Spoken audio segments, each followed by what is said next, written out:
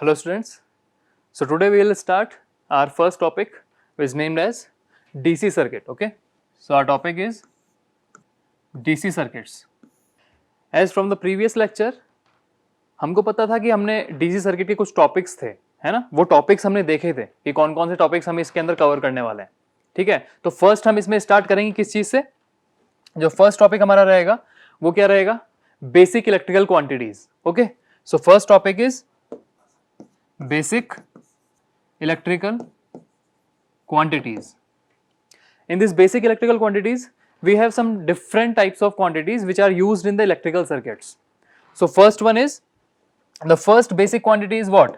Your charge. The first quantity is the charge. Now we need to know that what is charge is actually. Charge is the basic electrical quantity in any electrical circuit. Okay, it is the basic electrical quantity. And as we know that the electrons in any of the electrical material, if we take a conducting material, this is the conducting material. In this conducting material, we have two types of charges, the positive charge and the negative charge. The positive charge is named as the holes and the negative charge is named as the electrons. Okay, so the charges are the positive charge and negative charge. The second thing, what is the unit of this charge? The unit of charge is what? Coulomb. The unit of charge is Coulomb. Okay, and if we want to know what is the charge of one electron, the charge of one electron is minus 1.6 into 10 to the power of minus 19 Coulomb. Clear? The second electrical quantity is what? Our second electrical quantity is current. The second electrical quantity is current. The current is actually the rate of change of charge with respect to time. That means we need to move the charge from one point to another point. Okay? The current I, we denote the current with the I, is equal to the rate of change of charge with respect to time. To understand this, we will take a conducting material. Let's take a conducting material here. We have a conducting material. In this conducting material, we have two types of charges. As we know that we have two types of charges. The first charge is the positive charge and the second one is negatively charged. So if the positive charges are there and we have some negative charge also, here. So the negatively charged carriers are called as electrons and the positive charged carriers are called as the holes. Okay, to move these charges from this conducting material or into this conducting material, we have to apply some external force, and that external force is actually named as the electromotive force, the EMF. और उस EMF को अपन क्या बोलते हैं actually, वो जो EMF हम यहाँ पे अप्लाई कर रहे हैं या एक्सटर्नल फोर्स हम जिसको बोल रहे हैं, वो EMF क्या कर रहा है, वो एक बैटरी के फॉर्म में हमने यहाँ पे अप्लाई किया हुआ है. बैटरी के पास हमें पता होता है कि एक पॉजिटिव टर्मिनल होता है और एक नेगेटिव टर्मिनल होता है. तो जो पॉजिटिव टर्मिनल होता है उसको हम क्या बोलते हैं, एनोड. और जो नेगेटिव टर्मिनल होता है हमारा, उसको हम बोलते हैं क्या, कैथोड. ये हमने देखा हुआ हमारी 12th क्लास में. ठीक है, जब हमने ये देखा हुआ था तो इसमें हमें पता चला कि जो दो टर्मिनल्स हमारे पास में है, पॉजिटिव और नेगेटिव टर्मिनल्स, तो इसमें क्या होगा कि पॉजिटिव टर्मिनल जो रहेगा वो हमारा नेगेटिवली चार्ज कैरियर को खींचेगा अपनी तरफ, मतलब वो नेगेटिवली चार्ज कैरियर को अपनी तरफ अट्रैक्ट करेगा. ठीक है, तो ये जो पॉजिटिव टर्मिनल है यहाँ पे, ये हमारा क्या करने वाला है, ये जो हमारा नेगेटिव चार्ज कैरियर्स हैं सारे, ये जो हमारे नेगेटिव चार्ज कैरियर्स या जिनको हम इलेक्ट्रॉन्स बोल रहे हैं, इन इलेक्ट्रॉन्स को ये अपनी तरफ खींचेगा, इनको ये अपनी तरफ अट्रैक्ट करेगा. ठीक है, जितने भी हमारे पास में नेगेटिव चार्ज कैरियर्स इस मटेरियल के अंदर रहेंगे, कंडक्टिंग मटेरियल में रहेंगे, उनको ये अपनी तरफ अट्रैक्ट करेगा. मतलब ये जो इलेक्ट्रॉन्स हैं, ये इलेक्ट्रॉन्स अब इस कंडक्टिंग मटेरियल के अंदर इस तरफ मूव करेंगे. ठीक है, ये इस डायरेक्शन में मूव करेंगे. सारे के सारे इलेक्ट्रॉन्स जो हैं वो इस कंडक्टिंग मटेरियल या पाथ की थ्रू इस पॉजिटिव चार्ज कैरियर की तरफ या पॉजिटिव टर्मिनल की तरफ अपने मूव करते हैं. ठीक है, सिमिलरली जो नेगेटिव टर्मिनल हमारा बैटरी का रहता है, वो नेगेटिव टर्मिनल क्या करेगा, वो हमारे जो होल्स हैं या जिनको हम बोलते हैं पॉजिटिव चार्ज कैरियर्स उनको अपनी तरफ अट्रैक्ट करने वाला है। ठीक है, ये जितने भी पॉजिटिव यहाँ पे कैरियर्स हमारे पास में हैं उन सबको अट्रैक्ट करेगा हमारा negative terminal of our battery. ठीक है, तो इस तरह से जब हम देखते हैं तो हमें ये पता चलता है कि जब किसी भी कंडक्टिंग मटेरियल में हम एक्सटर्नल फोर्स या जिसको हम इलेक्ट्रोमोटिव फोर्स बोलते हैं वो अप्लाई करते हैं तो होता क्या है, पॉजिटिव टर्मिनल उसके इलेक्ट्रॉन्स को अट्रैक्ट करता है और नेगेटिव टर्मिनल उसके होल्स को अट्रैक्ट करता है। क्लियर है, पॉजिटिव टर्मिनल उसके इलेक्ट्रॉन्स को अट्रैक्ट करता है, मतलब नेगेटिवली चार्ज कैरियर्स को अट्रैक्ट करेगा, और उसका जो नेगेटिव टर्मिनल है वो अपने उसको होल्स को अट्रैक्ट करेगा या फिर पॉजिटिव चार्ज कैरियर्स को अपनी तरफ अट्रैक्ट करता है। ठीक है, तो हमें क्या पता चलता है यहाँ पे कि जो हमारे चार्जेस हैं वो टाइम के रेस्पेक्ट में चेंज हो रहे हैं, that means the rate of change of charges. But current के अंदर हमारे पास में एक स्पेसिफिकेशन अलग चीज होती है कि हम इसको इस तरह से भी कह सकते हैं कि the rate of change of electrons, not specifically the charges, but we can say the rate of change of electrons with respect to time is named as your current. So यहां पे अगर हम देखें कि जिस तरह से हमारा यहाँ पे पॉजिटिव टर्मिनल इस इलेक्ट्रॉन्स को अपनी तरफ अट्रैक्ट कर रहा था, मतलब अगर मैं इस डायग्राम को अगर वापस बनाते हैं तो क्या बनेगा, इस कंडक्टिंग मटेरियल में जब मैंने एक एक्सटर्नल बैटरी या एक एक्सटर्नल इलेक्ट्रोमोटिव फोर्स अप्लाई किया था तो इस टाइम पे क्या हुआ कि इलेक्ट्रॉन्स जो थे वो मेरे इस डायरेक्शन में आ रहे हैं, इलेक्ट्रॉन्स मेरे इस कंडक्टिंग मटेरियल से इस डायरेक्शन में मूव कर रहे हैं। ठीक है, और मेरे जो होल्स हैं वो मेरे ऑपोजिट डायरेक्शन में मूव कर रहे हैं, मेरे जो होल्स हैं वो इस डायरेक्शन में मूव कर रहे हैं। ठीक है, तो जब मैं बात करता हूं करंट की तो मैं स्पेसिफिकली बात करता हूं सिर्फ इलेक्ट्रॉन्स की। दैट मींस अगर मेरे इलेक्ट्रॉन्स मूव कर रहे होंगे वहां पे कंडक्टिंग मटेरियल में, तब जाके मैं स्पेसिफिकली कह सकता हूं कि मेरा जो करंट है वो इलेक्ट्रॉन के ऑपोजिट डायरेक्शन में मूव करेगा। ठीक है, या आप इसको दो तरीके से कह सकते हो कि हम करंट की डायरेक्शन को कैसे बता सकते हैं, करंट की डायरेक्शन क्या होती है, in the opposite direction of electrons, या फिर हम क्या बोल सकते हैं इसको, in the same direction of holes. हम दोनों तरीके से याद कर सकते हैं, बट हमें ध्यान क्या रखना पड़ता है कि हम इलेक्ट्रॉन्स के स्पेसिफिकेशन में हमेशा इसको कहते हैं कि हमारा जो इलेक्ट्रॉन्स जिस डायरेक्शन में फ्लो करता है हमारा करंट उसके ऑपोजिट डायरेक्शन में फ्लो करेगा हमेशा। क्लियर है, अब इस चीज को अगर मैं आपको करंट के डेफिनेशन के तौर पे ही बताना चाहूं तो किस तरह से बताऊंगा कि अगर इसी जो हमारे पास बना हुआ है सर्किट, उसी सर्किट में अगर मैं बात करता हूं तो जैसे मान के चलो मेरे पास में ये मेरा कंडक्टिंग मटेरियल है और इसमें मैंने एक एक्सटर्नल बैटरी अप्लाई कर रखी है, इसमें मुझे ये प्लस टर्मिनल ये माइनस टर्मिनल, इलेक्ट्रॉन्स मेरे इस डायरेक्शन में गए थे तो मैंने क्या बोला कि ऑपोजिट डायरेक्शन ऑफ इलेक्ट्रॉन्स के अंदर मेरा करंट फ्लो करेगा। दैट मींस मेरा जो करंट फ्लो करेगा वो किस डायरेक्शन में करेगा, मेरा करंट फ्लो करेगा इस डायरेक्शन में, मतलब इलेक्ट्रॉन्स के ऑपोजिट डायरेक्शन में। दैट मींस इस डायरेक्शन में मेरा करंट फ्लो करेगा। यहां से मुझे क्या पता चलता है, यहां से मुझे ये चीज क्लियर होती है कि जो पॉजिटिव टर्मिनल है मेरे बैटरी का वहां से मेरा करंट बाहर निकलता है। दैट मींस मेरे बैटरी के पॉजिटिव टर्मिनल से करंट निकलेगा और नेगेटिव टर्मिनल में करंट आएगा। ठीक है, इसके बेसिस पे हमारे पास में दो चीजें बनती हैं। करंट की एक चीज तो आपको क्लियर हो गई कि करंट की अपने पास डेफिनेशन क्या होती है, the rate of change of charges with respect to time, और you can say the rate of change of electrons with respect to time. और ये चेंज कैसे होता है, जब हम एक्सटर्नल इलेक्ट्रोमोटिव फोर्स अप्लाई करते हैं in the form of battery. Clear है ये चीज? ठीक है, तो हमको यहां से एक चीज क्लियर हो गई कि करंट के पास में दो चीजें होती हैं। करंट के पास में कौन कौन चीजें होती हैं, एक तो करंट की होती है डायरेक्शन, एक हमारे पास में करंट की रहेगी क्या, डायरेक्शन। दूसरा हमारे पास में करंट के पास क्या रहेगा, उसका मैग्नीट्यूड। ठीक है, तो करंट के हमारे पास में दो चीजें होती है, एक होती है उसका मैग्नीट्यूड, एक होता है उसका डायरेक्शन।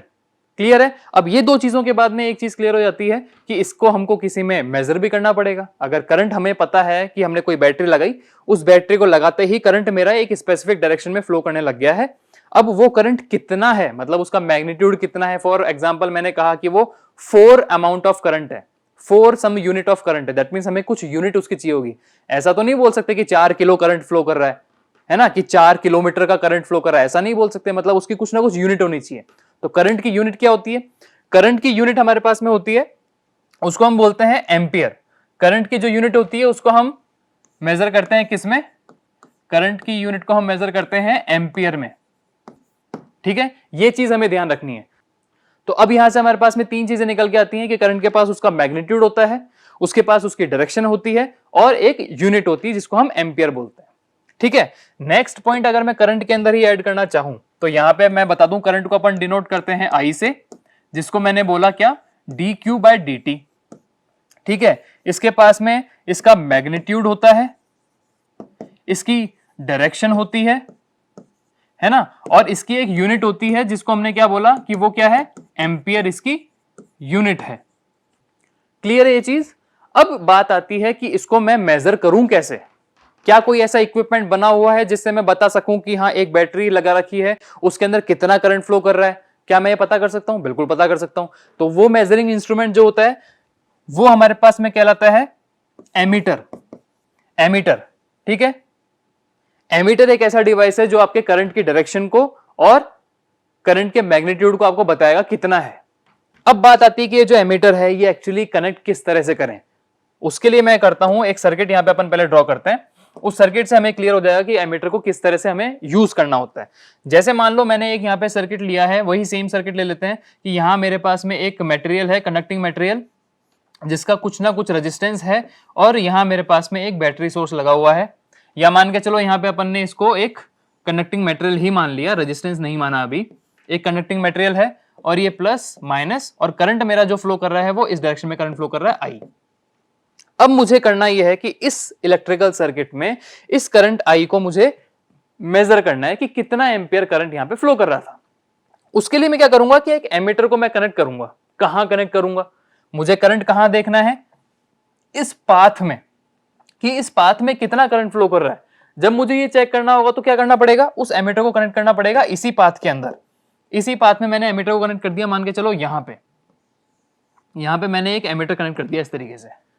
ठीक है, तो ये एमीटर क्या करेगा, ये एमीटर करेगा कि ये जो करंट यहां फ्लो कर रहा था उस करंट को ये अपने अंदर से फ्लो करवाएगा, और आपको बता देगा कि कितना रिफ्लेक्शन आ रहा है। उस रिफ्लेक्शन के बेस पे आप बता सकते हो कि कितना मैग्नीट्यूड का करंट इसमें फ्लो कर रहा था। ठीक है, अब ये मैग्नीट्यूड, जितना ही मैग्नीट्यूड का करंट था, वो डिपेंड करता है कि आपका कंडक्टिंग मटेरियल है उसकी प्रॉपर्टीज क्या है, उसके पास कितना रेजिस्टेंस है, उसका खुद का कितना इंडक्टेंस है या क्या कैपेसिटेंस है, ये सारी चीजें उस पर डिपेंड करती है। ये हम पढ़ेंगे अगले लेक्चर के अंदर। ठीक है, तो इस तरह से आपका एमीटर कनेक्ट होता है सीरीज में। तो यहां हम पॉइंट लिख देते हैं कि ammeter always connect in series. Ammeter will always connect in series. ठीक है, तो ये कुछ पॉइंट्स थे। इसके अलावा और क्या क्या पॉइंट्स हैं जो करंट के स्पेसिफिक होते हैं वो बताता हूं मैं आपको। हमारे पास में करंट जो होता है, करंट हमेशा higher potential to lower potential flow करता है। अब इसको देखने के लिए मैंने क्या बताया था स्टार्टिंग में कि मेरे पास एक बैटरी थी जिसके पॉजिटिव टर्मिनल से करंट निकलता था और नेगेटिव टर्मिनल पे करंट चला जाता था वापस। ठीक है, यही होता था ना। अब पॉजिटिव और नेगेटिव टर्मिनल के अंदर चार्जेस में भी डिफरेंस होता है। पॉजिटिव के पास में हायर चार्ज होते हैं, नेगेटिव के पास में कम चार्ज होते हैं। यही बात थी। तो हम यहां पे क्या बोलते हैं कि करंट ऑलवेज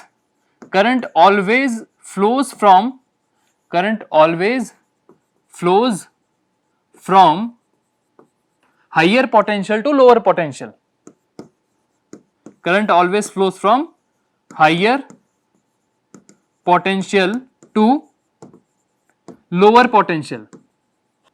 ठीक है, हमेशा हमें ये बात ध्यान रखनी है कि करंट हमेशा हायर पोटेंशियल से लोअर पोटेंशियल की तरफ ही फ्लो करेगा, क्योंकि ये हमारे काम आएगा जब हम सर्किट को सॉल्व कर रहे होंगे। जब हम सर्किट को सॉल्व करने के लिए उसमें कितना करंट फ्लो कर रहा है, कितना पावर उसमें कंज्यूम हो रहा है, कितना वोल्टेज ड्रॉप हो रहा है, जब ये सारी चीजें निकालेंगे थ्योरम्स के थ्रू, तो हमें पता होना चाहिए कि हम करंट की डायरेक्शन किधर की तरफ लेंगे। ये करंट की डायरेक्शन बताता है कि करंट हमेशा higher potential to lower potential ही फ्लो करेगा। तो ये मैंने एक पॉइंट यहां बना दिया, ये हमें याद करके रखना है, या हमें ये समझ के रखना है हमेशा कि इसी तरीके से करंट फ्लो करता है। ठीक है, करंट को मेजर करने के लिए एमीटर काम आता है जो कि सीरीज में कनेक्ट होता है। करंट हमेशा higher potential to lower potential flow करता है। ये चीज क्लियर है? ठीक है, इसके बाद में अगर अपन बात करते हैं, आगे बढ़ते हैं नेक्स्ट इलेक्ट्रिकल क्वांटिटी की तरफ, तो वो हमारे पास में है क्या, वोल्टेज। नेक्स्ट इलेक्ट्रिकल क्वांटिटी हमारे पास में क्या आती है, वो है वोल्टेज। ठीक है, तो वोल्टेज क्या होता है? हमने अब तक क्या देखा कि चार्ज हमारी बेसिक इलेक्ट्रिकल क्वांटिटी है। उस चार्ज में अगर टाइम के साथ में कोई चेंज आ रहा है, मतलब वो अगर कुछ ना कुछ मूवमेंट दे रहा है, तो हमें पता चला कि करंट आ गया मार्केट में। ठीक है, मतलब rate of change of charge with respect to time is named as your current. Now what is voltage? हमने इस चार्ज को देखा कि वो अपने पॉइंट से मूव करके दूसरे पॉइंट पे पहुंचा, कब पहुंचा? जब उसमें हमने एक्सटर्नल फोर्स लगाया, मतलब हमने एक्सटर्नल इलेक्ट्रोमोटिव फोर्स उसमें कनेक्ट किया था, तब जाके वो मूव किया था अपनी एक पोजीशन से दूसरी पोजीशन। तो इसी चीज के अंदर मैं कहता हूं कि इसको एक पॉइंट से दूसरे पॉइंट तक ले जाने में कोई ना कोई काम किया गया होगा, कुछ ना कुछ वर्क किया गया होगा। ठीक है, तो वो जो वर्क है वही हमारा वोल्टेज कहलाता है। ठीक है, या मैं इसको इनडायरेक्टली सिंपल लैंग्वेज में समझाना चाहूं तो क्या बोलूंगा, जितना अपन ने यहां पे इलेक्ट्रोमोटिव फोर्स कनेक्ट किया था, वो जो ईएमएफ था वो एक्चुअली था क्या? वो वोल्टेज ही था। आपने एक्सटर्नल फोर्स कितना लगाया वो आपका वोल्टेज है, लेकिन टेक्निकल टर्म्स में हम क्या बोलते हैं? The rate of change of charge with respect to time is current. Now to move the unit positive charge from one position to another position, to move the unit positive charge from one position to another position, इसको काम को करने में कितना आपने काम किया, या फिर आप क्या बोलेंगे, the work done to move a unit positive charge from one point to another is named as your voltage. ठीक है, तो वोल्टेज क्या हो जाएगा अपना? dw by dq, the work done to move a unit positive charge from one point to any other point, or we can say the one point to your electric field, इसको move करने में जितना आपने काम किया वो आपका कहलाता है क्या? वोल्टेज। ठीक है, अब वही सेम चीज सारे पॉइंट्स हमें यहां देखना है कि कौन कौन से पॉइंट्स होते हैं। सबसे पहला पॉइंट कि वोल्टेज अगर यहां पे हमने बताया dw by dq होता है तो इसके पास खुद का मैग्नीट्यूड होता होगा, बिल्कुल होता है। इसके बाद में इसकी कुछ ना कुछ यूनिट होती होगी, तो यूनिट की बात करते हैं। तो अगर इसकी यूनिट बोलते हैं अपन, तो वोल्टेज की यूनिट क्या होती है? वोल्ट।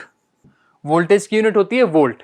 ठीक है, अब मेजरिंग इंस्ट्रूमेंट भी चाहिए, तो वोल्ट मीटर एक मेजरिंग इंस्ट्रूमेंट है जो वोल्टेज को मेजर करता है। तो मेजरिंग इंस्ट्रूमेंट क्या हो जाएगा इसका? Volt meter. अब बात आती है वोल्ट मीटर, जो इस तरह से अपन दिखाते हैं।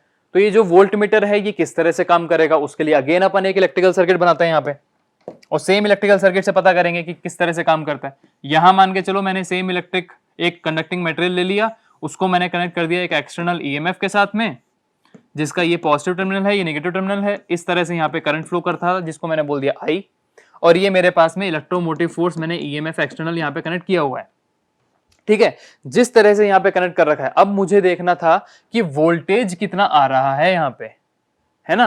वोल्टेज कितना आ रहा है, मतलब ये जो वोल्टेज की बात कर रहे हैं कि इस मटेरियल के अंदर अगर कोई पॉजिटिव चार्ज था मेरे पास में, यहां मैं अगर बात करता हूं कि मेरे पास में कोई भी चार्ज, मान के चलो ये चार्ज था, इसको मूव करने में, इस पॉइंट से इस पॉइंट तक लाने में, इसको दूसरे कलर से लेते हैं एक बार, कि ये जो मेरे पास में चार्ज पहले रेड था, अब ये चार्ज मेरा ब्लू पोजीशन पे आ गया। ये ब्लू पोजीशन पे आया, इसको आने के लिए कुछ काम करना पड़ा था। वो काम क्या करना पड़ा था? इसको यहां से यहां तक मूव करने में कुछ ना कुछ काम करना पड़ा, और जितना काम करना पड़ा वही तो आपका वोल्टेज था। मतलब इसके अक्रॉस कुछ ना कुछ आ रहा होगा, है ना? इस कंडक्टिंग मटेरियल के अक्रॉस ही कुछ ना कुछ था जिसको अपन ने वोल्टेज बोला। उसको हम क्या बोलते हैं? Voltage drop. मतलब इस पॉइंट से लेकर के इस पॉइंट तक अगर मैं बात करता हूं, क्योंकि मैंने दो चार्जेस इन्हीं दो पॉइंट्स पे बना रखे हैं, अगर इन दो पॉइंट्स के बीच में चार्ज हमारा मूव कर रहा है तो इन दोनों पॉइंट्स के बीच में क्या हो जाएगा? चार्ज में डिफरेंस क्रिएट हो जाएगा। ठीक है, चार्ज में डिफरेंस क्रिएट हो जाएगा। जैसे मान के चलो मैं छोटा सा एग्जांपल यहां लेता हूं, एक पोजीशन ए और ये है पोजीशन बी। ठीक है, पोजीशन ए पे मेरे पास में चार्ज है मान के चलो 10, है ना? और यहां पे मेरे पास में चार्जेस है मान के चलो 8। मैंने एक्सटर्नल फोर्स लगा के क्या किया? मैंने एक्सटर्नल फोर्स लगा के इस ए पोजीशन से बी पोजीशन पे चार्जेस को मूव करवा दिया। मतलब मैंने मान के चलो यहां से दो चार्जेस को मूव करवा दिया। मतलब यहां से 10 की जगह क्या हो जाएंगे? यहां पे क्या बच जाएंगे? -2। दैट मीन्स 8 चार्जेस यहां बच गए और यहां पे +2, मतलब 10 चार्जेस आपके पास में यहां हो गए। ठीक है, तो हुआ क्या एग्जैक्टली? रिजल्टेंट पोजीशन में आपके इन दोनों पॉइंट्स के बीच में क्या हुआ? चार्ज में डिफरेंस क्रिएट हो गया। चलो इसको इक्वली ले लो, यहां भी 10 था, यहां भी 10 था। अभी दोनों के अंदर कोई भी चार्जेस में डिफरेंस नहीं है दोनों पोजीशन पे, लेकिन जब आपने मूव किया ए टू बी तो +2 होते ही हो गया 12 और -2 होते ही हो गया 8। दैट मीन्स जब दोनों पॉइंट्स के बीच में कोई भी पोटेंशियल या फिर चार्जेस में डिफरेंस नहीं था, एक्सटर्नल फोर्स लगाते ही या फिर ईएमएफ लगाते ही क्या हो गया? चार्जेस में डिफरेंस क्रिएट हो गया। मतलब पोटेंशियल में डिफरेंस क्रिएट हो गया इन दोनों पॉइंट्स के बीच में, उसको अपन बोलते हैं पोटेंशियल डिफरेंस। और वही पोटेंशियल डिफरेंस हमारा कहलाता है क्या? वोल्टेज। ठीक है, तो ये वोल्टेज एग्जैक्टली हुआ क्या? कि पोटेंशियल में कितना डिफरेंस आ रहा है दो पॉइंट्स के बीच में जब आपने चार्जेस को मूव किया था वहां पे। तो जब चार्जेस को मूव किया तो पोटेंशियल डिफरेंस आया, वो कंडक्टिंग मटेरियल के अंदर ही आया था। तो इन दोनों पॉइंट्स के बीच में हम देखते हैं वोल्टेज ड्रॉप कितना हो रहा है या पोटेंशियल डिफरेंस कितना क्रिएट हो रहा है, उसको हमने बोला कि ये यहाँ पे हो गया वोल्टेज। ठीक है, बात आ रही थी कि वोल्ट मीटर से वोल्टेज को मेजर करेंगे कैसे, ये बात आ रही थी। ठीक है, तो इसी सर्किट में देखो, अगर मैं ऐसा बोलता हूं कि यहां पे इस सर्किट के अंदर यहां आपको वोल्टेज मेजर करना है कि कितना वोल्टेज यहां पे ड्रॉप हो रहा है या कितना पोटेंशियल का यहां पे ड्रॉप हो रहा है, उसके लिए मैंने क्या किया कि यहां से सर्किट में देखा कि करंट फ्लो कर रहा है इस तरीके से, इस कंडक्टिंग मेटेरियल में मूव किया और यहां पे कुछ ना कुछ ड्रॉप हो गया। तो देखने के लिए मैंने क्या किया, कितना वोल्टेज के लिए यहां पैरेलल में मैंने ये वोल्ट मीटर कनेक्ट कर दिया।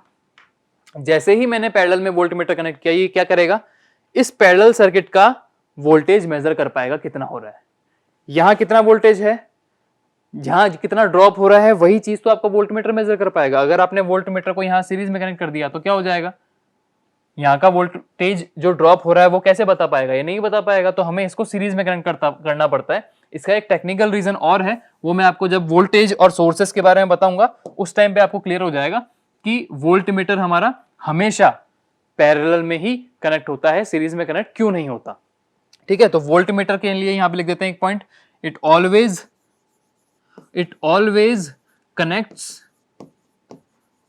Connect in parallel, always connect in parallel, through which you want to know how much potential difference is there or how much potential drop is there।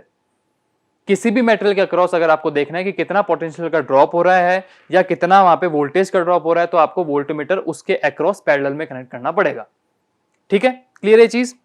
Okay, सो इसके अलावा और points अपने पास में voltage के अंदर क्या होते हैं, इसके यूनिट हो गई वोल्ट हो गया, ये किस में मेजर किया जाता है, इसको वोल्टमीटर से अपन मेजर करते हैं और वो हमेशा अपन ने पैरेलल में कनेक्ट करना है। वोल्टेज क्या होता है, रेट अपन ने कितना काम किया है चार्जेस को मूव करने के लिए, वो अपना वोल्टेज हो गया। ठीक है, so our next electrical quantity is what, power. हम देखते हैं नेक्स्ट हमारी जो इलेक्ट्रिकल क्वांटिटी है या बेसिक क्वांटिटी हम जिसको बोलते हैं वो क्या है, हमारी power.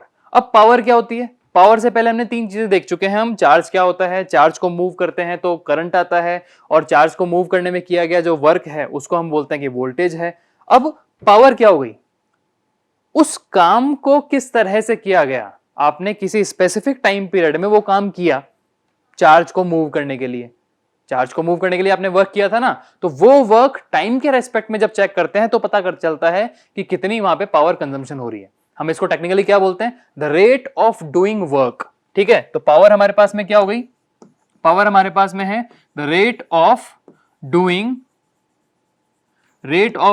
Work. Rate of doing work मतलब रेट को मैं क्या बोलता हूं, रेट को अपन रिप्रेजेंट करते हैं टाइम के साथ में, रेट को हम रिप्रेजेंट करते हैं टाइम के साथ में, और वर्क हमको पता है W होता है। ठीक है, तो पावर को मैं यहां पे क्या बोल दूंगा कि जो पावर है वो क्या हो जाएगी, dW बाय dt, या फिर मैं क्या बोलूं कि आपने कितना काम किया विद रेस्पेक्ट टू टाइम। ठीक है, कितना काम किया आपने विद रेस्पेक्ट टू टाइम, वही आपकी पावर कहलाती है। ठीक है, अब इसको अगर मैं चाहूं, अब एक बार यहां ध्यान देना आप सब लोग, यहां पे मैं वो पुराने फॉर्मुलेज लिख रहा हूं जो अभी हमने ड्राइव किए थे थोड़ी देर पहले। वो फॉर्मुलेज हमारे पास में कौन कौन से थे, हमको ये पता था कि हमारा जो करंट I है वो करंट होता है dQ बाई dt। ठीक है, तो वोल्टेज हमारे पास में क्या हो जाएगा, यहाँ पे वोल्टेज का फॉर्मूला क्या था हमारे पास, वोल्टेज का फॉर्मूला था dW बाय dQ। ठीक है, अब मैं ये चाह रहा हूं यहां पे कि ये जो पावर है, अगर ये पावर वोल्टेज और करंट के टर्म्स में मुझे पता चल जाए तो मैं किसी भी इलेक्ट्रिकल सर्किट को बहुत इजीली सॉल्व कर सकता हूं। मुझे पता रहेगा कि उसके अंदर जो पावर है वो कितनी कंज्यूम हो रही है, क्योंकि अगर मुझे सर्किट का करंट पता है, सर्किट का वोल्टेज पता है, तो पावर के लिए मैं क्या वर्क और टाइम के रेस्पेक्ट में थोड़ी ना देखूंगा। मुझे अगर वहां पे डिफरेंस उनका या रिलेशन पता चल जाए करंट और वोल्टेज के बीच के साथ में, तो मेरे लिए ईजी हो जाएगा। तो यहां वही हम डिराइव करके देखते हैं एक बार। अगर मैंने यहां पे क्या किया, dW बाय dt को मैंने ऐसे लिख दिया कि dW बाय dQ और dQ बाय dt, ये सेम ही है, क्योंकि dQ अगर आप चाहो तो कट कर सकते हो, ये dQ कट तो बचेगा dW बाय dt। ठीक है, सेम चीज है, मैंने एक्सटर्नली क्या किया, dQ से यहाँ पे एक टर्म को ऐड कर दिया। तो इस टर्म को ऐड करने से फायदा क्या मिलता है मुझे, अब मैं यहां जाके देखता हूं कि dW बाय dQ क्या है मेरा वोल्टेज और dQ बाय dt क्या है मेरा करंट, मतलब doing work with respect to charges is your voltage और rate of change of charge is your current. तो यहां पे रिप्लेस कर देंगे तो पावर की वैल्यू क्या निकल के आ जाएगी हमारे पास में, यहाँ पे पावर का फॉर्मूला हमारे पास में आ जाएगा P is equal to V into I. हमें ये रिलेशन ध्यान रखना पड़ेगा, दिस इज वेरी इंपॉर्टेंट, ठीक है, ये रिलेशन हमें हमेशा ध्यान रखना पड़ेगा, P is equal to V into I. Clear है। सेकेंड बात आती है कि इसकी यूनिट क्या होती है, पावर को हम किस यूनिट में मेजर करते हैं। जो पावर को हम मेजर करते हैं वो होता है वॉट, ठीक है, पावर को हम मेजर करते हैं हमेशा वॉट में। क्लियर है ये चीज। तो हमने अब तक क्या देखा, चार इलेक्ट्रिकल क्वांटिटीज देखी, charge, current, current is what, the rate of change of charge with respect to time, voltage and your power. इन सब की यूनिट देखी हमने, इन सबको किससे मेजर किया जाता है वो देखा हमने, ठीक है। तो पावर को मेजर करने के लिए हम क्या काम में लेते हैं, पावर को मेजर करने के लिए काम लिया जाता है वॉट मीटर। वॉट है तो वॉट मीटर, वॉट मीटर काम आता है हमारा पावर को मेजर करने के लिए। क्लियर है। अब एक बार अगर आप चाहते हो तो मैं एक समराइज यहां पे शीट बना देता हूं कि हमने कौन कौन सी बेसिक इलेक्ट्रिकल क्वांटिटीज देखी थी।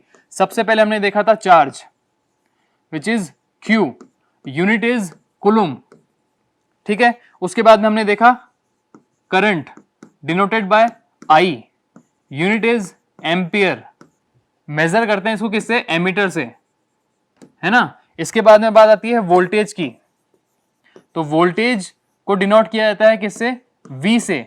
वोल्टेज, वोल्टेज की यूनिट होती है अपने पास में वोल्ट, और इसको मेजर किया जाता है वोल्ट मीटर से, वोल्ट मीटर से इसको मेजर किया जाता है।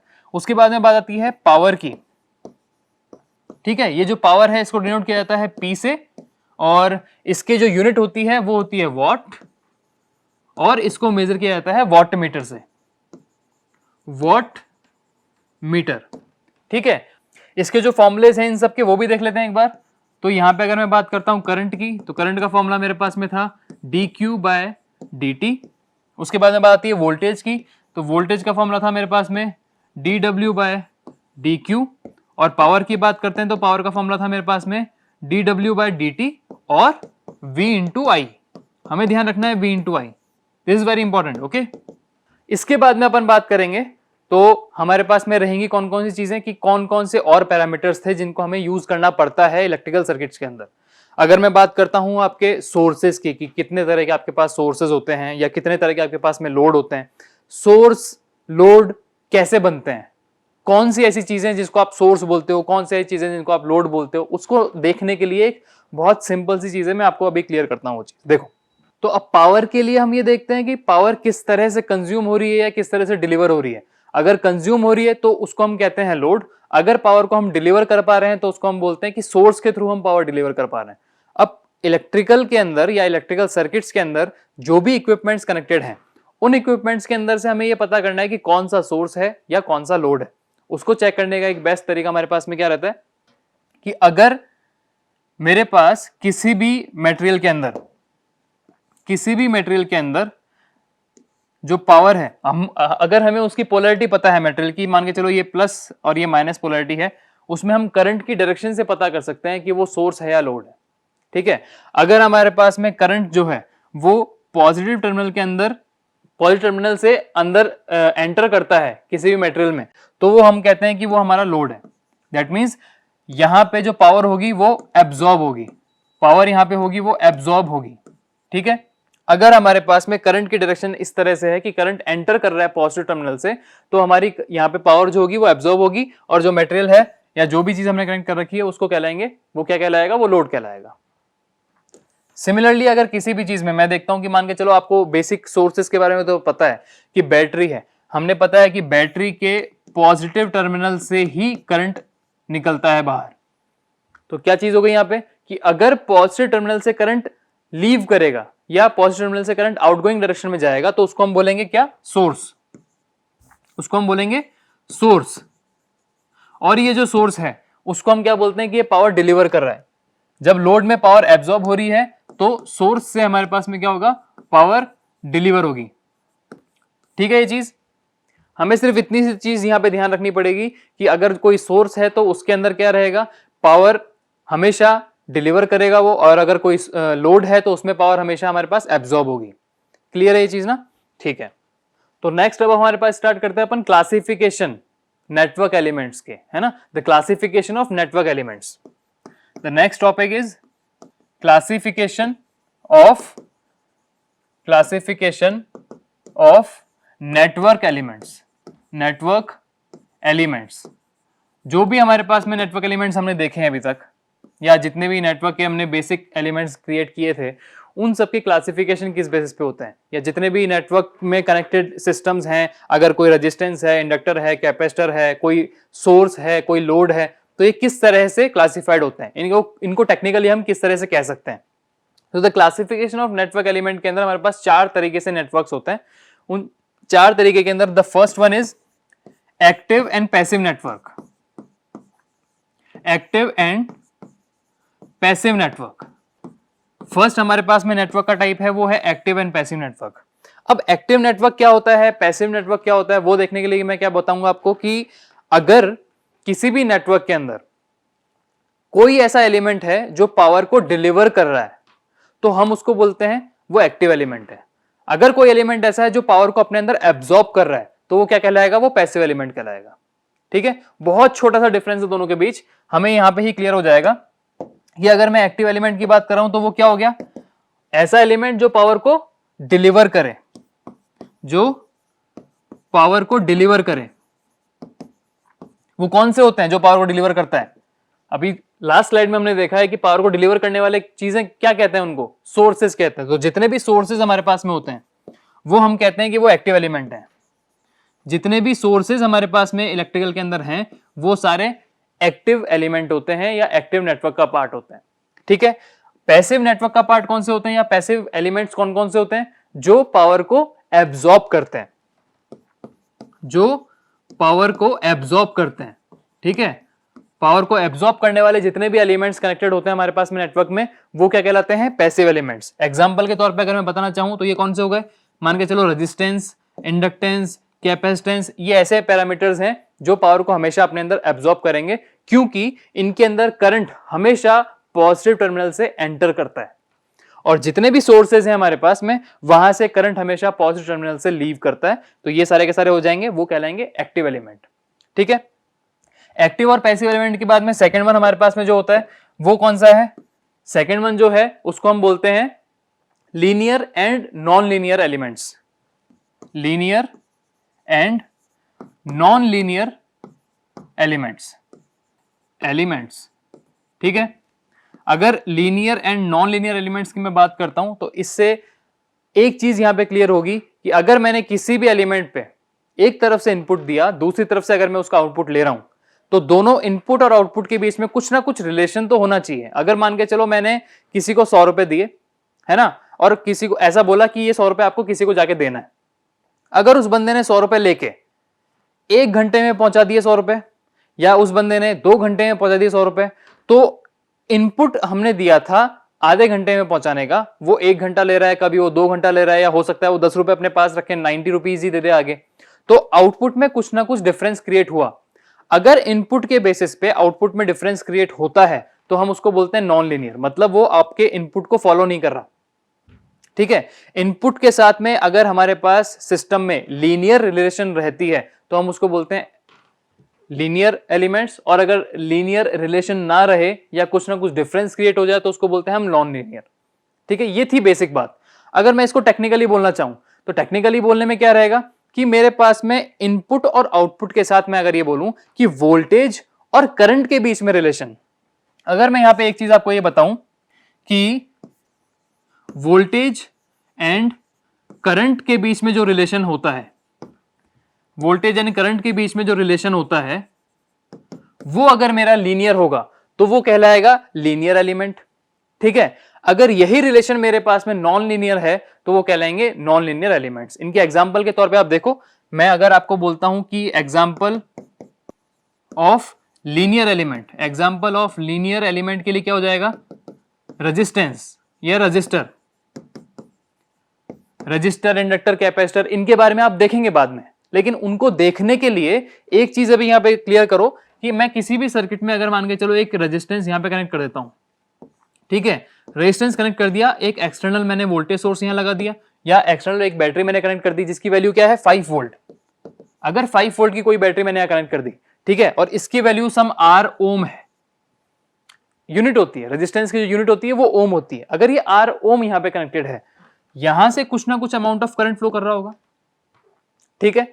अगर यहां कुछ करंट फ्लो कर रहा है तो ये जो मेरे पास में इनपुट पे मैंने क्या दे रखा है 5 वोल्ट का सोर्स, और यहां आउटपुट में मेरे पास में क्या आ रहा है एक तरह से करंट, इन दोनों के बीच में जो रिलेशन निकल के आएगा वो अगर लीनियर है, दैट मींस उनका जो ग्राफ बन रहा है, अगर मैंने वोल्टेज को एक यूनिट से चेंज किया, मैंने अगर वोल्टेज को यहां पे क्या किया एक यूनिट से चेंज किया इतना, तो जो मेरा करंट है वो भी सेम यूनिट से चेंज होना चाहिए, ठीक है।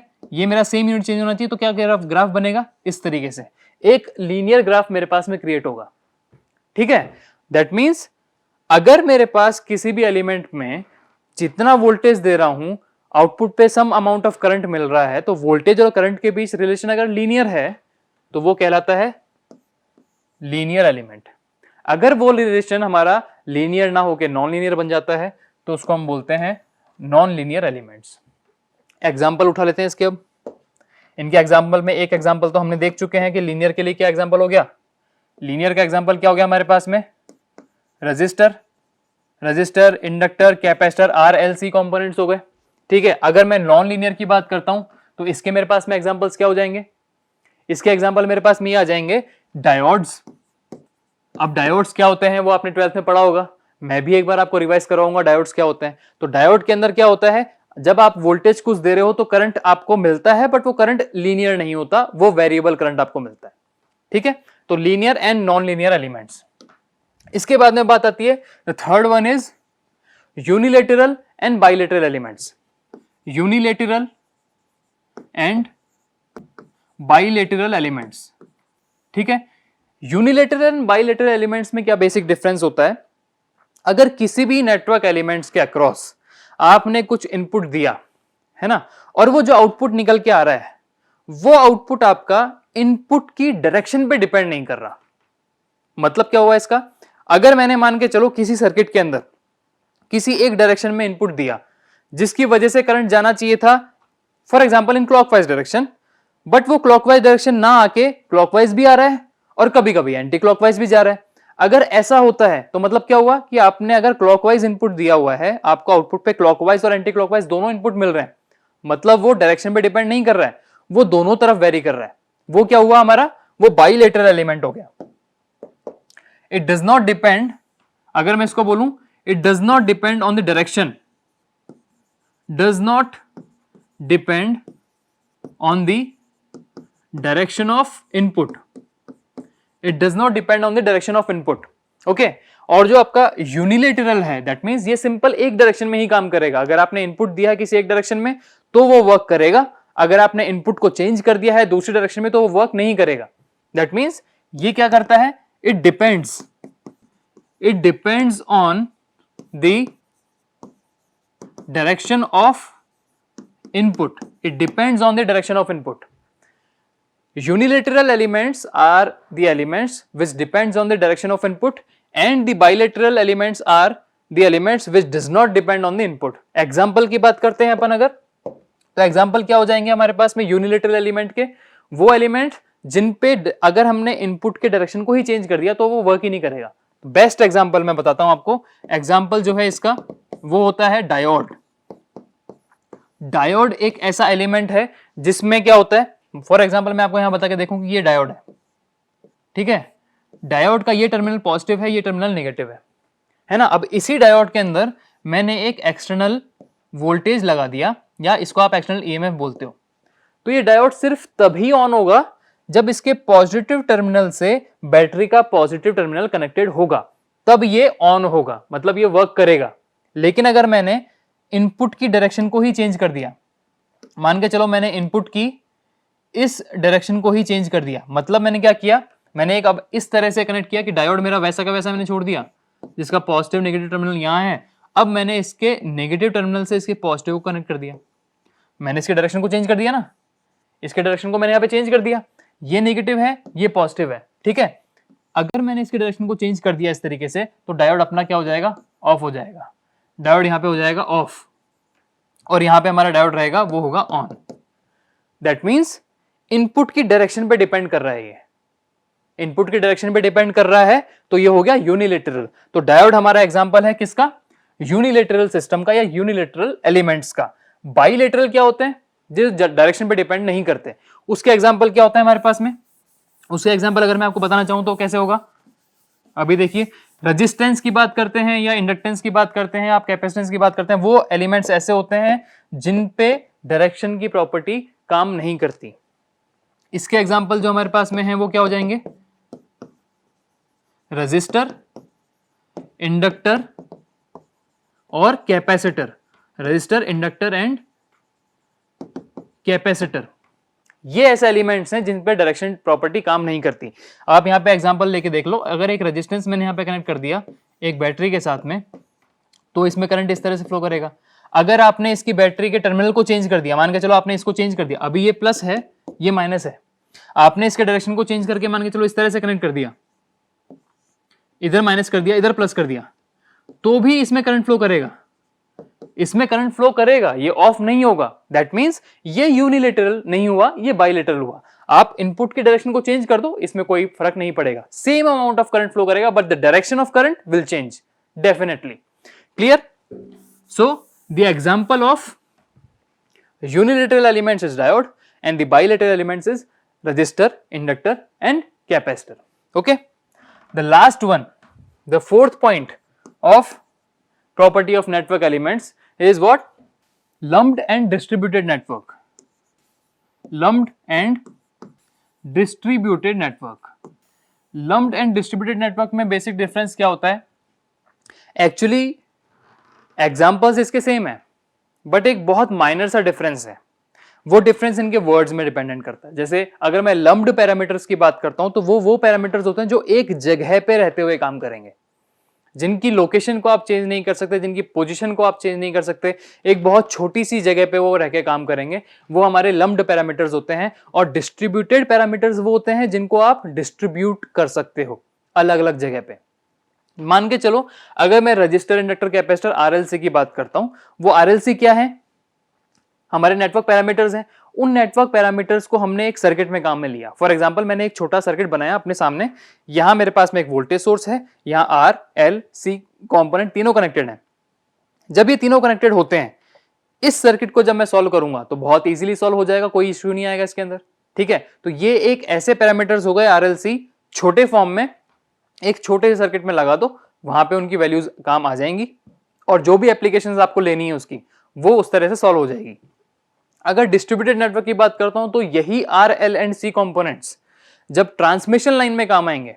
मैंने कल बताया था आपको कि पावर सिस्टम की अपन जब बात करते हैं तो पावर सिस्टम में एक तरफ होता है जनरेटिंग स्टेशन, वो जनरेटिंग स्टेशन से चीजें ट्रांसफर होती हैं, ट्रांसफर होते होते होते होते जाके डिस्ट्रीब्यूशन साइड पे जाती हैं और वहां लोड एंड पे कनेक्टेड होती हैं।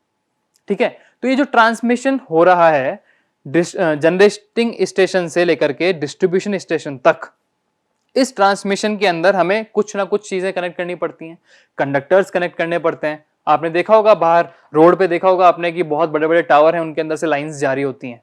जब आप लॉन्ग डिस्टेंस ट्रेवल करते हो तो देखते हो हाईवेज पे होते हैं बहुत सारे ऐसे टावर्स कनेक्टेड होते हैं, उनके बीच में कंडक्टर्स कनेक्टेड होते हैं, तो वो इलेक्ट्रिकल कंडक्टर्स ही हैं। और उन इलेक्ट्रिकल कंडक्टर्स की खुद की प्रॉपर्टी होती है आर, उनका खुद का रेजिस्टेंस, इंडक्टेंस और उनका कैपेसिटेंस।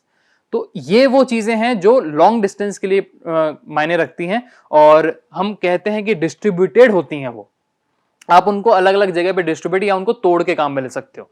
मतलब क्या हुआ? लम्प्ड पैरामीटर वो पैरामीटर हो गए जिनको आप तोड़ नहीं सकते। It can not separated, you can not separate them, you can not separate them, that means worked only on small location, worked only on small location. ठीक है, और जो डिस्ट्रीब्यूशन पैरामीटर्स होते हैं वो क्या होते हैं? डिस्ट्रीब्यूटेड होते हैं। It distributed along the entire length of your transmission line, distributed along the entire length of your transmission line. ठीक है, these are the four basic classification of your network elements. The first one is, let's say it, the classification of your network element, the first one is the active and passive network. Active network वो होते हैं जो sources हैं, power deliver करते हैं। Passive elements वो होते हैं जो लोड हैं, एक्चुअली इनको आप क्या बोलते हो, लोड हैं, RLC कंपोनेंट जो पावर को एब्जॉर्ब करेंगे। नेक्स्ट वन हमारे पास में था linear and non linear elements, जिनके अंदर वोल्टेज और करंट के बीच में जो रिलेशन है, वोल्टेज और करंट के बीच में अगर कोई रिलेशन है तो वो लीनियर आएगा, तो वो लीनियर एलिमेंट है। एग्जांपल हमारे रजिस्टर, इंडक्टर, कैपेसिटर होते हैं। और नॉन लीनियर एलिमेंट वो होते हैं जिसके अंदर वोल्टेज और करंट के बीच में रिलेशन लीनियर नहीं आएगा, वो नॉन लीनियर एलिमेंट्स होते हैं जिसको हम बोलते हैं डायोड्स। इसके बाद में बात करते हैं यूनिलेटरल एंड बाइलेटरल नेटवर्क की। तो यूनिलेटरल नेटवर्क वो होते हैं जिन पे डायरेक्शन प्रॉपर्टी डिपेंड करती है, मतलब डायोड्स, अगर आपने इनपुट के डायरेक्शन को चेंज कर दिया तो आपके आउटपुट की डायरेक्शन या फिर आउटपुट ही चेंज हो जाएगा। अगर बाइलेटरल की बात करते हैं तो उसमें डायरेक्शन डिपेंडेंट प्रॉपर्टी नहीं होती है, मतलब जितने भी हमारे पास में कनेक्टेड हैं जो भी पैरामीटर्स, रजिस्टर, इंडक्टर, कैपेसिटर, आपने इनपुट कनेक्ट किया, इनपुट की डायरेक्शन को चेंज किया तो कोई चेंज नहीं आएगा आपके आउटपुट में। ठीक है, लास्ट हमारे पास में था लम्प्ड एंड डिस्ट्रीब्यूटेड नेटवर्क। हमने देखा कि कैन नॉट सेपरेट, और आपने एक स्मॉल लोकेशन पे काम करना है तो लम्प्ड पैरामीटर हो गए। अगर आपने ट्रांसमिशन लाइन पैरामीटर्स की बात करते हो तो डिस्ट्रीब्यूटेड हो गए, क्योंकि वो बहुत लंबी लेंथ में डिस्ट्रीब्यूटेड होते हैं अलग अलग जगह पे, जिनको आप तोड़ सकते हो बहुत इजीली। क्लियर है? अब इसके बाद में मैं आपको एक चीज और बताना चाहूंगा यहाँ पे, कि जितने भी नेटवर्क एलिमेंट्स थे या जितने भी नेटवर्क के हमने टाइप्स देखे हैं, इनके बेसिस पे हमारे पास में सोर्सेज भी अलग अलग तरीके के होते हैं और लोड भी अलग अलग तरीके के होते हैं। तो एक पूरा प्रॉपर चार्ट बनाएंगे, उससे पहले सोर्सेज के बारे में देख लेते हैं अपन।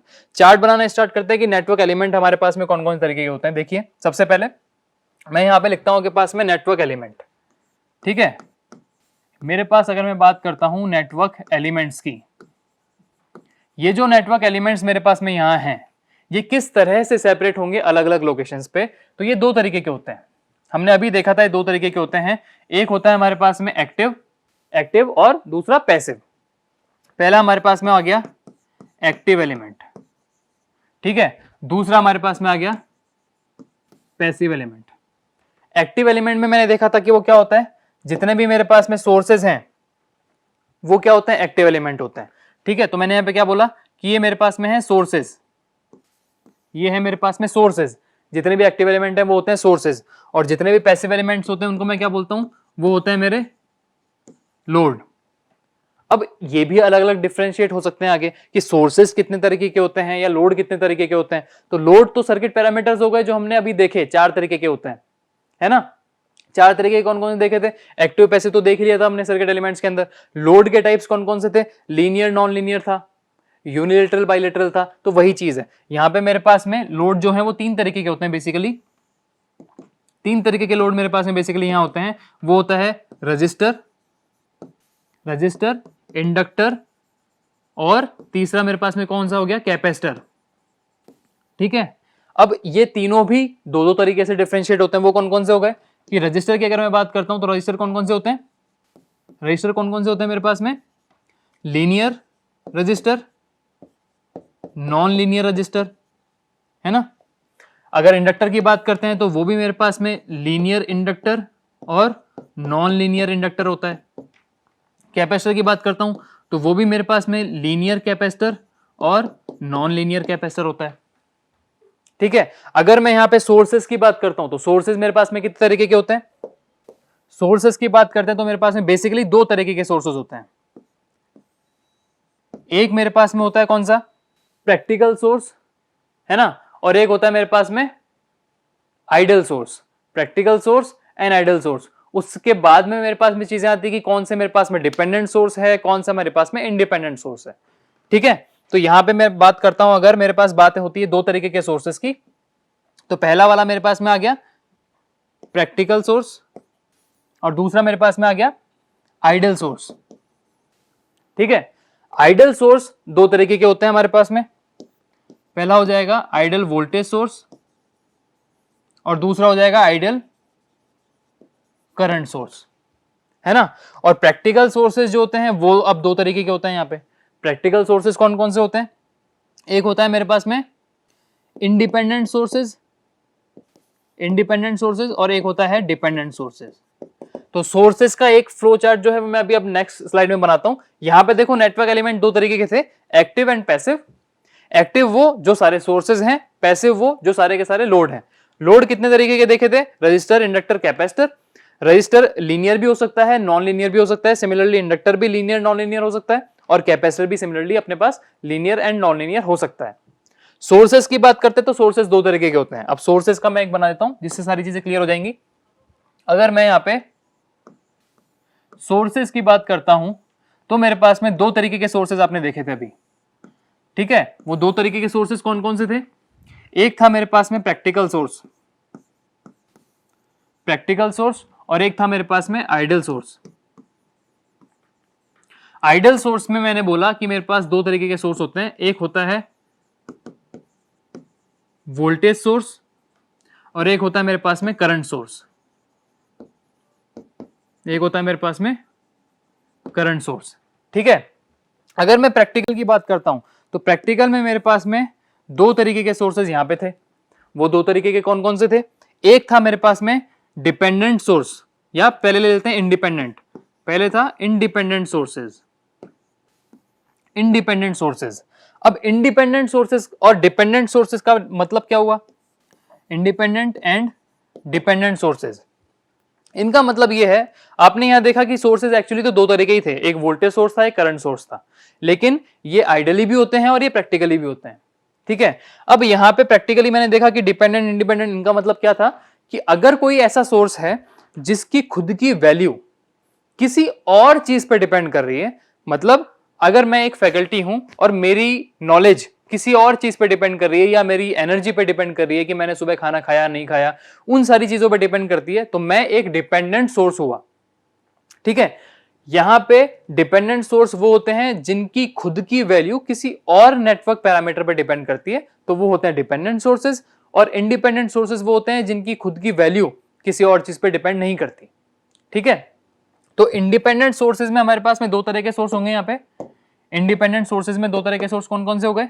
पहला हमारे पास में हो गया इंडिपेंडेंट करंट सोर्स, और दूसरा हमारे पास में हो गया independent voltage source, independent voltage source, ठीक है।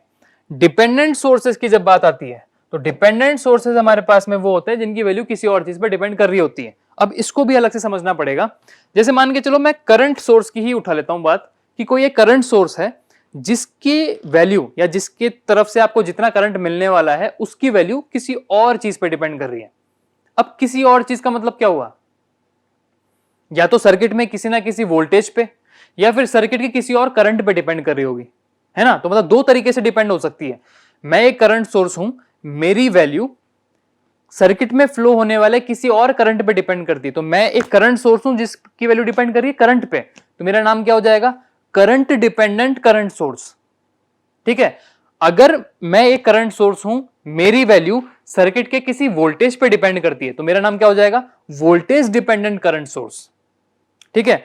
सिमिलरली आप वोल्टेज सोर्स को ले लो, अगर वोल्टेज सोर्स की वैल्यू किसी करंट पे डिपेंड करती है तो उसको बोलेंगे करंट डिपेंडेंट वोल्टेज सोर्स, और अगर उसकी वैल्यू किसी वोल्टेज पे डिपेंड करी तो बोलेंगे वोल्टेज डिपेंडेंट वोल्टेज सोर्स, ठीक है।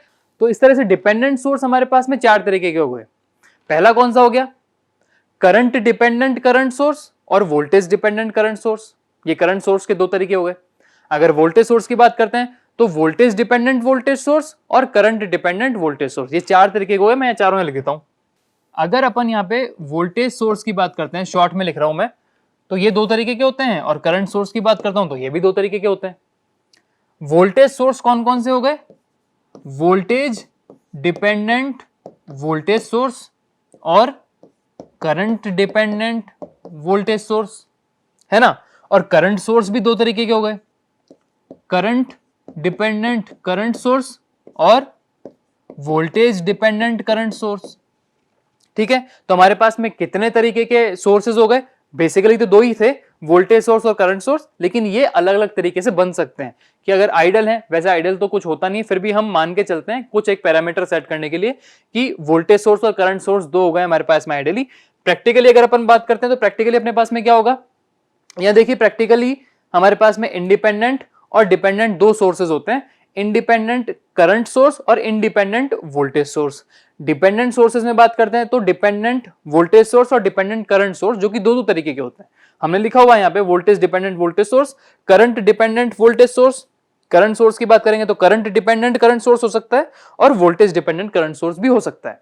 इस तरह से ये 4 और 2, 6 और ये 2, 8 तरह के सोर्सेस हमने देखे। इन 8 का अलग अलग तरीके से अपन बनाते हैं क्या, इनका सिंबल। अब वो सिंबल मैं आपको नेक्स्ट स्लाइड में बताता हूं किस तरह से बनेगा। अगर आप आइडियल सोर्स की बात करोगे, आइडियल सोर्सेस के अंदर करंट सोर्स और वोल्टेज सोर्स दो होते हैं। तो करंट सोर्स को अपन किस तरह से दिखाते हैं, एक एरो विद ए सर्किल। ठीक है, ये हमारे पास में क्या हो गया, करंट सोर्स हो गया, जिसको हम सम एम्पियर के फॉर्म में लिखते हैं। ये हमारे पास में हो गया करंट सोर्स। ठीक है, ideal current source. Ideal voltage source की बात करेंगे तो हम क्या बनाएंगे, एक सर्किल के अंदर प्लस माइनस उनकी पोलैरिटी दिखाते हुए ये हो जाएगा हमारे पास में आइडियल वोल्टेज सोर्स। इस तरह से बनता है ideal current source, ideal voltage source. हमने यहाँ पे एक्सटर्नली कुछ एक्स्ट्रा ऐड नहीं किया है, हमने कुछ रजिस्टर ऐड नहीं किया है। मतलब हमने ये एज्यूम किया हुआ है कि अगर कोई वोल्टेज सोर्स है 10 वोल्ट का, तो वो 10 वोल्ट ही देगा आपको आगे, वो आपके काम का होगा। अगर ये वोल्टेज सोर्स हमारा आइडियल नहीं हुआ, मतलब ये 10 वोल्ट का है तो सही, लेकिन 10 नहीं दे पा रहा, 9.99 दे पा रहा है, मतलब 0.01 का कुछ ना कुछ डिफरेंस आ रहा है, वो कहीं ना कहीं ड्रॉप हो रहा होगा, तो वो होता है प्रैक्टिकल। और उस ड्रॉप को दिखाना पड़ता है। उस ड्रॉप को दिखाने के लिए ये सिंबल हमारा चेंज हो जाता है। किसमें, प्रैक्टिकल में। आइडियल में तो हमने माना कुछ नहीं है, कोई ड्रॉप नहीं हो रहा है, इसलिए। सिमिलरली करंट सोर्स की बात करते हैं, अगर 10 एम्पियर का करंट सोर्स है तो आपको सर्किट में 10 एम्पियर ही देना चाहिए। अगर 10 एम्पियर नहीं दे रहा है तो वो आइडियल नहीं है, और आइडियल होता नहीं है, कुछ प्रैक्टिकली होता है, उसका कुछ ना कुछ ड्रॉप हो रहा होता है। वो ड्रॉप को किस तरह से दिखाओगे आप, तो अगर प्रैक्टिकल की बात करता हूं, प्रैक्टिकल सोर्सेज की अगर अपन बात करते हैं तो उसमें हमारे पास में सबसे पहले अगर बात करूंगा मैं वोल्टेज सोर्स की, मान के चलो, तो अगर मैंने एक वोल्टेज सोर्स ले लिया यहां पे प्लस माइनस, ठीक है, और मैंने ये बोला कि ये प्लस माइनस जो है वो 10 वोल्ट का है, और आउटपुट पे मेरे पास में यहां पे इस जगह पे या इस पॉइंट पे मेरे पास में 10 वोल्ट चाहिए। यहां पे जो वोल्टेज आना चाहिए वो 10 वोल्ट आना चाहिए, तब तो ये मेरे पास में क्या हो जाएगा, आइडियल सोर्स हो जाएगा। अगर ये 10 वोल्ट यहां नहीं मिल रहा, अगर ये 10 वोल्ट यहां नहीं मिल रहा, यहां मुझे मिल रहा है 9.99 वोल्ट, मतलब 0.01 का ड्रॉप है। वो कहां हो रहा होगा, कहीं ना कहीं सर्किट में हो रहा होगा, लेकिन मैंने देखा कहीं कुछ नहीं है, तो मुझे एक एक्सटर्नली एज्यूम करना पड़ता है इसका इंटरनल रेजिस्टेंस। मतलब है कि ये जो मेरे पास में वोल्टेज सोर्स यहां कनेक्टेड है, इसके अक्रॉस एक छोटा सा रेजिस्टेंस मुझे कनेक्ट करना पड़ता है, उसको मैं रिप्रेजेंट करता हूं RM से।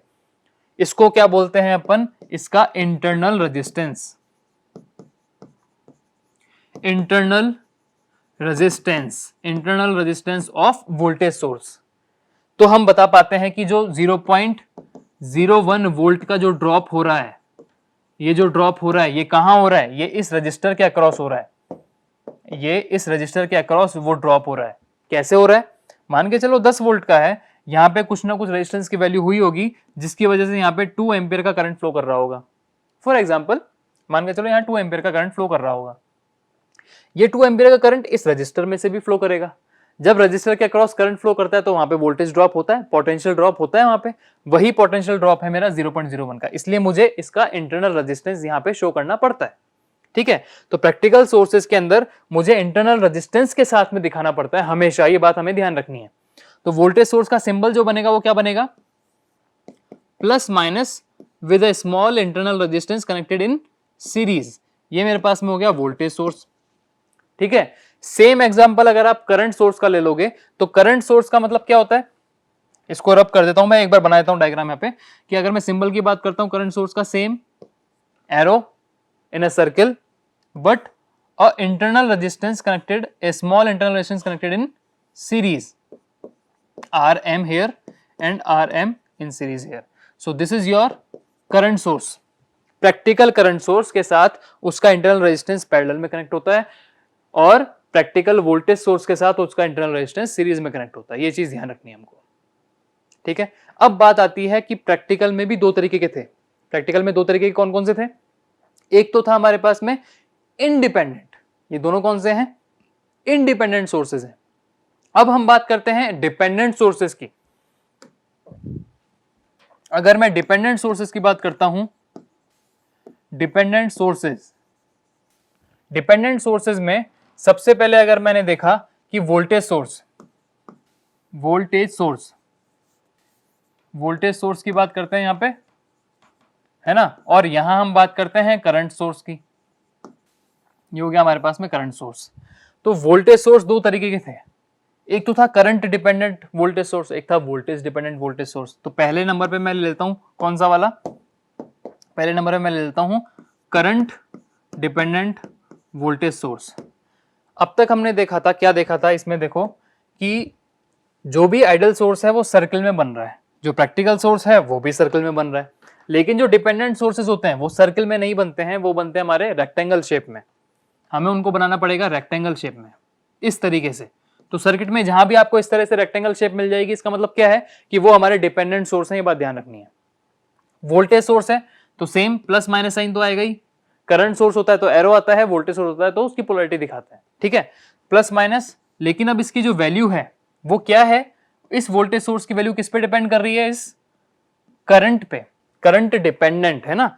तो यहां इसकी जो वैल्यू लिखी जाएगी वो वोल्टेज सोर्स की कितनी हो जाएगी, 10 वोल्ट नहीं होगी, कुछ होगी, जो की होगी मान के चलो कितना, some A volt, A V, some A V. ये जो ए है ये करंट की वैल्यू है जो सर्किट में कहीं ना कहीं फ्लो कर रहा होगा, वो डिपेंड करेगा कहां फ्लो कर रहा है, ठीक है, सम ए वी।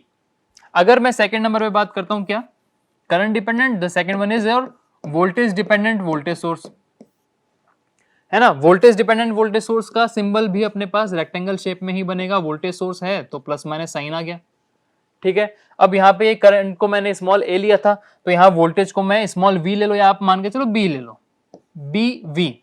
ये जो बी है ये आपका कुछ वोल्ट है जो सर्किट में फ्लो कर रहा है, और ये जो ए है ये आपका कुछ करंट है जो सर्किट में फ्लो कर रहा है, ठीक है। इसी तरीके से अगर करंट सोर्स की बात करते हैं तो पहले नंबर पे जो करंट सोर्स आता है वो है हमारे पास में वोल्टेज डिपेंडेंट करंट सोर्स। तो वोल्टेज डिपेंडेंट करंट सोर्स के लिए अगेन रेक्टेंगल शेप में हमने बनाया। अब ये क्या है, करंट सोर्स है तो एरो आ जाएगा, एरो आ गया, लेकिन वैल्यू डिपेंड किस पे कर रही है, वोल्टेज पे। तो वोल्टेज पे डिपेंड करने के लिए वोल्टेज वाली सिंबल उठा लो यहाँ पे, B इंटू आई। ये जो B है ये आपका वोल्टेज है जो सर्किट में कहीं ना कहीं है। जब हम सर्किट को सॉल्व करेंगे तब हमें क्लियर होगा कि कौन सी चीज पे डिपेंड कर रहा है, डिपेंड वोल्टेज पे ही कर रहा है, लेकिन किसके अक्रॉस वोल्टेज है वो उस पर डिपेंड कर रहा है वो। सेकंड यहां पे आता है हमारे पास में current dependent current source. Current dependent current source के लिए अगेन हमें रेक्टेंगल शेप में ही बनाना है। ये करंट सोर्स है तो एरो आ जाएगी, बट डिपेंड करेगा किसी करंट पे, A इंटू आई, सम ए आई। ये जो A है ये डिपेंड कर रहा है किसी और करंट पे जो सर्किट में कहीं ना कहीं फ्लो कर रहा है, ठीक है। तो इस तरह से हमें सिंबल्स के बारे में पता चला, और हमें कितने तरह के सोर्सेज थे उनके बारे में पता चला। उसके अलावा नेटवर्क एलिमेंट्स की प्रॉपर्टीज के बारे में पता चला। नेटवर्क एलिमेंट्स के अलावा और कौन कौन सी चीजें हमारी बेसिक इलेक्ट्रिकल क्वांटिटीज हैं उनके बारे में पता चला, ठीक है। Thank you.